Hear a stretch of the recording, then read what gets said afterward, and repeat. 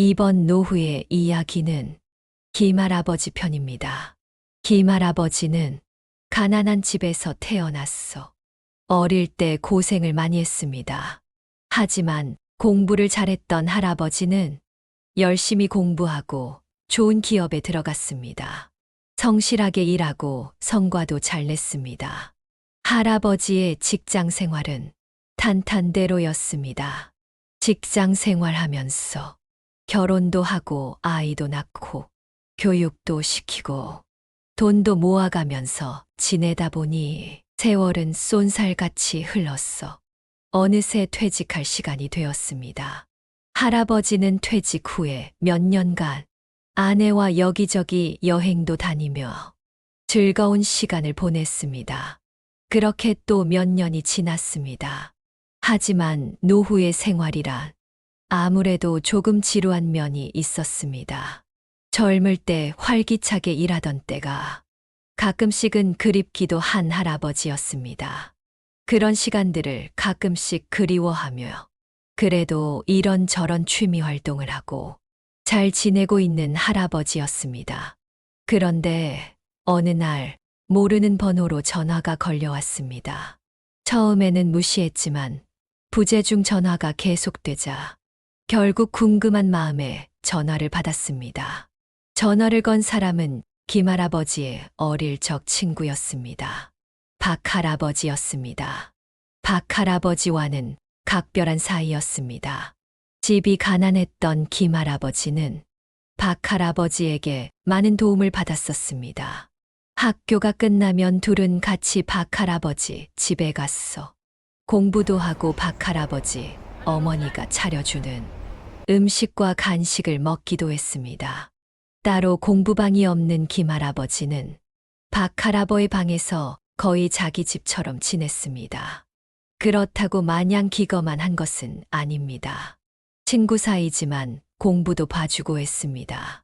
박할아버지 어머니는 박할아버지가 공부를 못했기에 공부 잘하는 김할아버지가 집에 오는 것을 좋아했습니다. 자신의 아들이 김할아버지처럼 공부도 잘하는 모범생이 되기를 은근히 바래서였습니다. 그래서 김할아버지를 아들처럼 알뜰살뜰 보살펴 주었습니다. 한편으로 반은 아들처럼 다른 사람들에게 자랑하기도 했습니다. 외아들인 박할아버지가 외롭지 않아서도 좋아했습니다. 박할아버지의 어머니는 특히 박할아버지가 공부를 잘하길 바랐습니다. 하지만 박할아버지는 공부에 크게 관심이 없었습니다.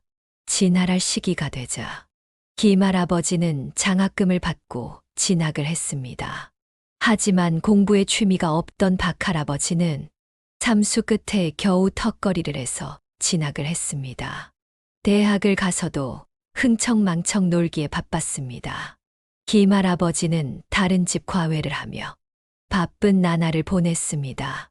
그리고 갈 곳이 없을 때는 김할아버지는 박할아버지 집에 가기도 했습니다. 이래저래 김할아버지는 박할아버지에게 많은 도움을 받았습니다. 시간이 흘러 김할아버지는 취업이 되고 취업을 못한 박할아버지와는 어색해지면서 점점 멀어지는 계기가 되기도 했습니다. 어느덧 연락도 끊기고 세월이 흘러버렸습니다. 그렇게 김할아버지의 기억 속에서 박할아버지는 희미해졌습니다. 그래서 이번에 전화가 온 박할아버지의 소식에 무척 반가웠습니다. 철민아, 정말 오랜만이야.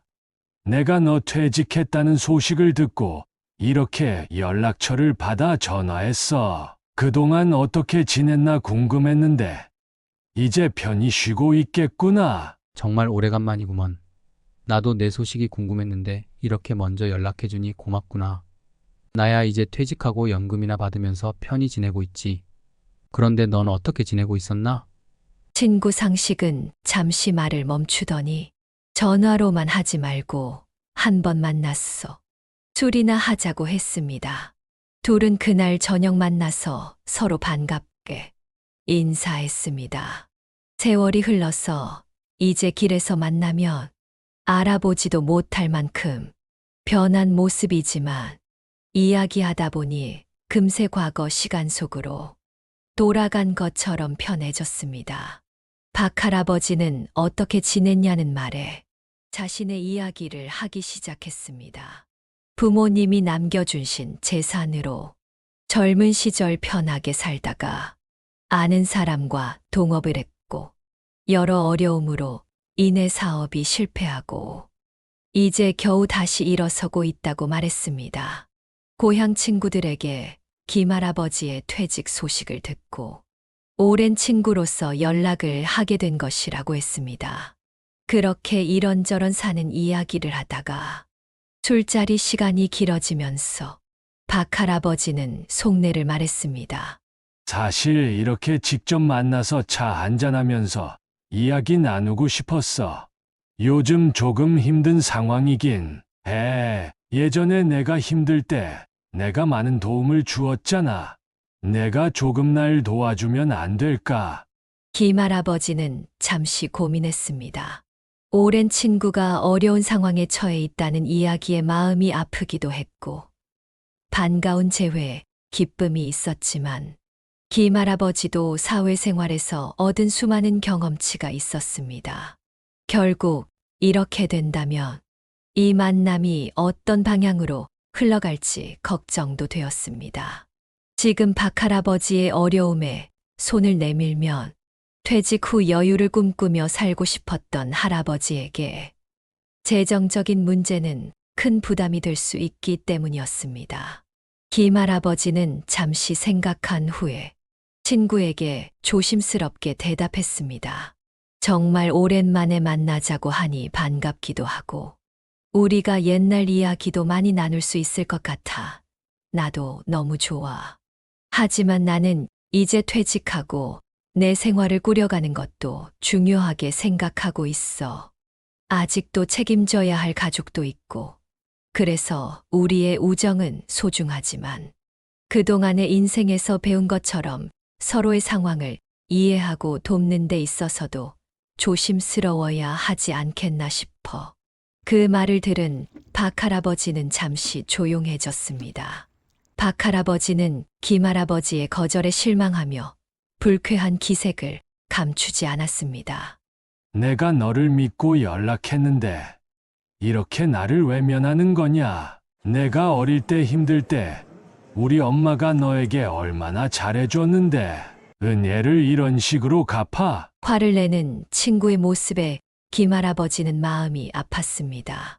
친구가 자신에게 무례하게 말하는 것도 속상하고 오랜만에 연락한 친구가 결국 자신의 노후 자금을 보고 접근한 것 같다는 생각에 실망과 섭섭함이 밀려왔습니다. 일단 그날은 서로 이야기하다 보면 큰 감정의 골이 깊어질 것 같아서 둘은 헤어졌습니다. 그리고 다시 며칠이 지났습니다. 다시 만나자는 박 할아버의 말에 둘은 자리를 가졌습니다. 지난번 일 때문인지 서로 왠지 어색했습니다. 하지만 이곳에 오기 전에 김할아버지는 속으로 어느 정도 생각하고 왔습니다. 그래, 내가 친구에게 어렸을 때 받은 도움이 있으니 친구가 만약 도와달라면 그 금액만큼은 주자 하고 자기에게 이렇게 말할 친구가 아닌데 그동안 사는 것이 퍽퍽하고 힘들었나 보다 하고 생각하니 왠지 안쓰러운 마음도 들었습니다. 둘은 다시 술자리를 하고 시간이 무르익자 이번은 김할아버지가 먼저 말했습니다. 내가 편하게 말할게. 얼마 정도 생각하는 건데 난 너에게 투자는 할 수 없어. 그냥 내가 어릴 때 너에게 받은 도움이 있으니 갚고 싶어. 그러자 박 할아버지는 덥석 김할아버지의 손을 잡고 말했습니다. 고맙다. 친구야, 내가 우선 당장 자금줄이 막혔어. 이젠 어디 빌릴 데도 없어. 5천만 원만 해줘. 김할아버지는 사실 속으로 깜짝 놀랐습니다. 자신이 예상했던 것보다 금액이 컸기 때문입니다. 하지만 어차피 생각한 것이기에 그날은 조금 더 생각해 볼게 하고 둘은 헤어졌습니다. 집에 와서 김할아버지는 고민했습니다. 사실상 돈을 빌려주면 갚겠다고 했지만 어려운 일이라는 것을 압니다. 그리고 가족들에게 말을 할 수도 없습니다. 가족들이 반대할 것은 뻔한 것입니다. 그래서 며칠을 고민하다가 자신이 비상금으로 모아둔 돈을 찾기로 결심했습니다. 노후에 조금 더 멋진 무엇인가를 할 때 써야지 하고 젊을 때부터 차곡차곡 모아둔 비상금이었습니다. 돈이 아깝기는 했지만 다른 사람도 아니고 자신이 이렇게 잘 살게 된 것은 박할아버지 어머니의 보살핌이 컸기에 어머니를 봐서도 이것이 잘하는 것이라고 생각했습니다. 하지만 어차피 돈을 돌려받지 못할 것이고 이렇게 더 이상 금전 거래로 얽히지 말자고 속으로 다짐했습니다. 김할아버지는 이번은 먼저 박할아버지에게 전화를 했습니다. 서로 얼굴 보며 말하는 것은 자신이 없었습니다. 상식아, 너가 말한 금액을 송금할게.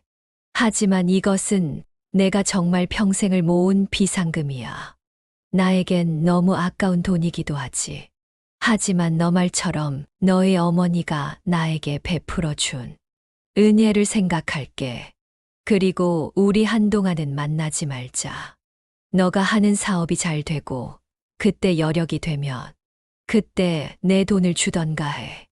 예로부터 가까운 사이, 특히 친구 사이는 돈 거래하는 것 아니랬어. 결국 친구도 잃고 돈도 잃는 법이라고 했어. 나는 너에게 돈을 건네면 너와의 우정은 계속 가져가기 힘들다고 생각한다. 나는 너를 보면 돈 생각이 나고 너는 나를 보면 돈 생각이 날 것이고 우리 이제 다시 돌아가기는 힘들 거야.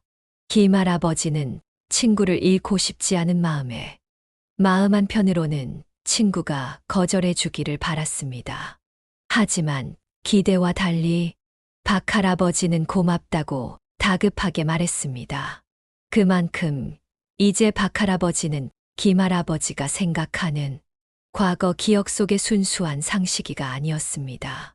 그렇게 통화가 끝나고 김할아버지는 박할아버지가 알려준 계좌번호로 송금했습니다.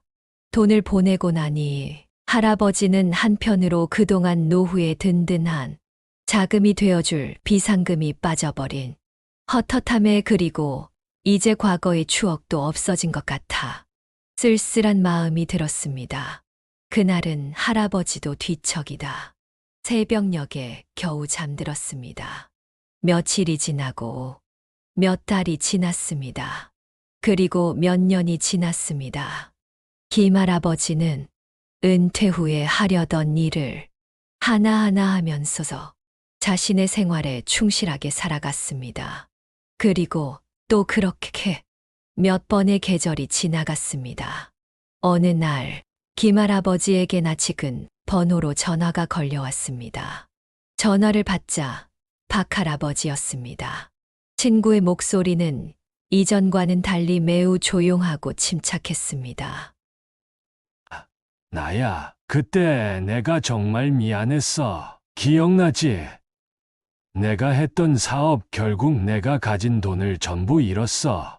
나중에서야 내가 얼마나 경솔하고 어리석었는지 깨달았어. 그때 내가 사회생활하면서 봤던 위험한 경우를 말하며 나를 막아줬는데도 난 고맙기는커녕 화를 냈지. 그리고 내 사업에 너에게 돈도 달라고 하고 지금 와서 그게 얼마나 큰 실수였는지 정말 후회하고 있어. 김할아버지는 친구의 말을 듣고 잠시 말을 잇지 못했습니다. 친구의 목소리에는 진심이 담겨 있었고 그때의 일들을 진심으로 후회하는 것 같았습니다. 김할아버지는 마음 한구석에 남아있던 서운함과 미련을 내려놓기로 했습니다. 그동안 힘들었구먼. 잘 되었으면 했는데 결과가 그래서 마음이 아프다. 박할아버지는 이제는 더 이상 헛된 꿈을 꾸지 않고 아는 사람이 소개해 준 곳에서 건물 청소 일을 하면서 지낸다고 했습니다. 그렇게 몇 년을 일하니 이젠 먹고 살만은 해졌다고. 그래서 이제는 조금은 떳떳하게 김할아버지가 보고 싶다고 말했습니다. 둘은 약속 시간을 잡고 만났습니다. 그 사이 고생을 많이 했는지 박할아버지는 더욱 여윈 몸으로 나타났습니다. 두 사람은 그날 오랜 시간 동안 대화를 나눴습니다. 친구는 김할아버지에게 그동안에 힘들었던 일들과 후회를 솔직히 털어놓으며 자신이 얼마나 큰 잘못을 했는지 말했습니다. 그리고 빌렸던 돈을 한 번에 갚아야지 했는데 한 번에 다 갚기도 전에 먼저 죽겠다 싶어서 이렇게 먼저 연락한 것이라고 했습니다. 몇 년을 열심히 모아서 1,000만 원을 만들었다고, 먼저 일부라도 갚겠다고 말하는 박할아버지의 말에 김할아버지는 손을 잡았으며 떨리는 목소리로 말했습니다. 친구야, 나는 너에게 돈을 보내고 이제 친구도 잃고 돈도 잃었다고 큰 슬픔에 빠졌어.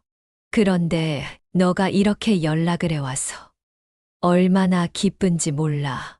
돈을 어차피 포기한 것이야. 그냥 친구를 찾은 것으로 충분해. 하지만 박노인은 강경하게 말했습니다. 친구야, 날 더 부끄럽게 만들지 마. 그때는 내가 너무 나이가 들었는데도 철이 없었어.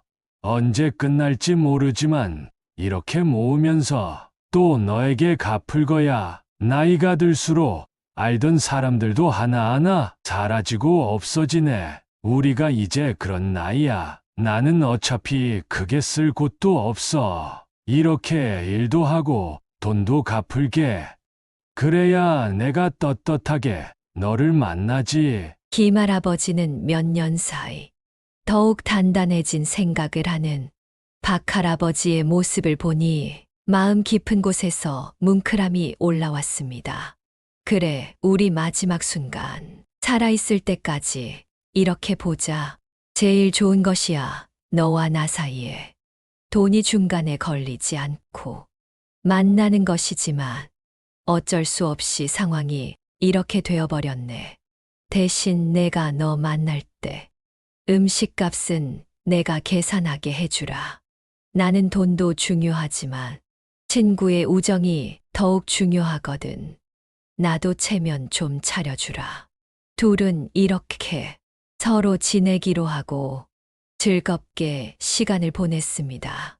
그 후 김할아버지와 박할아버지는 다시 예전처럼 가까워졌습니다. 비록 돈 때문에 한때 멀어졌지만 서로의 진심과 우정은 그 이상의 가치가 있음을 깨달았습니다.